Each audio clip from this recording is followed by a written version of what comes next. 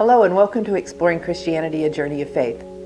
I plan to do a single video on some of the key peoples of the Old Testament, including the Samaritans, the Edomites, and the Moabites.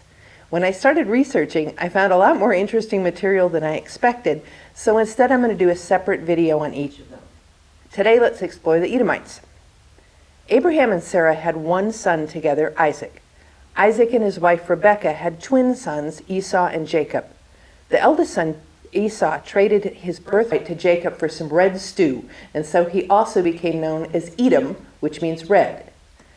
Jacob, whom God later renames Israel, was the father of the Israelites, and Esau, or Edom, was the father of the Edomites.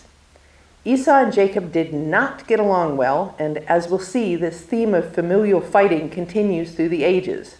We'll also see how very, very far-reaching the consequences of actions in the Bible can go. The Edomites settled in the land of Seir, which then became known as Edom. In Deuteronomy 2, it says that this land was given to the Edomites as a gift from God, the same way Canaan was given to the Israelites. Edom was immediately to the southwest of the land of Canaan, which will later be conquered by the Israelites. Like Esau and Jacob, the Edomites and the Israelites had a complicated and often hostile relationship.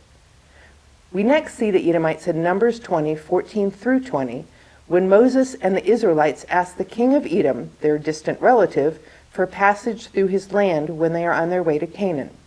He refuses them. This angers the Israelites. The Edomites are spoken of with contempt throughout the Old Testament, and it states in Deuteronomy that the offspring of a marriage between an Israelite and an Edomite could not be welcomed into an Israelite congregation until the 4th generation. But the Israelites get their revenge. King Saul of Israel defeats the Edomites in the 11th century BC, and 40 years later, King David defeats them again. Israel then rules over Edom, which becomes a vassal state. When the Israelites later split into the kingdom of Israel and the kingdom of Judah, Edom is under the kingdom of Judah. Edom revolts against King Jehoram, but are defeated again later by King Amaziah. Now it's the Edomites' turn for revenge. When Judah was conquered by the Babylonians, the Edomites helped to plunder Jerusalem, killed the Israelites, and looted the temple. The Edomites then began to settle in southern parts of Judah. The Israelite prophets spoke very harshly of the Edomites and these actions. Now back to the Israelites. During the time between the Old Testament and the New Testaments, Edom became known by its Greek name, Idumea, and the Edomites became known as the Idumeans. Also during this time, in the 2nd century BC, the Idumeans were conquered by John Hyrcanus, who was a Hasmonean leader and Jewish high priest. Hyrcanus forced the Idumeans to convert to Judaism, observing the Jewish customs or die. As you might expect, this resulted in many of the Idumeans pretending to be Jews, but not really believing in the Jewish faith. For this reason, the true Jewish people considered the converts to be idolaters, as many of them continued to worship their own gods. Now here's something that I found very interesting. Remember the Herods of the New Testament? One ruled at the time of the birth of Jesus and ordered the young boys in Bethlehem killed. One had John the Baptist killed, and another is said to have killed James, the brother of John.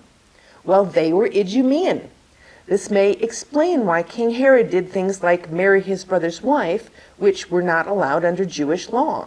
Since his ancestors were forced to follow the Jewish faith no matter what they actually believed, it seems likely they were not as devout as the original Israelite families.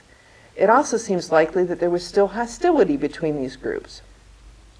By the time of the fall of Jerusalem in 70 AD, some Idumeans fought on the side of the Romans against the Jews, and some Idumeans fought on the side of the Jews against the Romans. According to one source I read, the Idumeans who remained the enemies of the Jews lived in a part of Judea that the Romans named Palestinia and are today known as the Palestinians. If this is true, then the division and conflict between Esau and Jacob continues today between the Israelites and the Palestinians. Far-reaching consequences indeed. Much of this information was new for me. I hope you found it interesting. For me, this history emphasized why it was so important that we consider all of humanity our neighbors and our family. What thoughts do you have about the history of the Israelites and their cousins, the Edomites?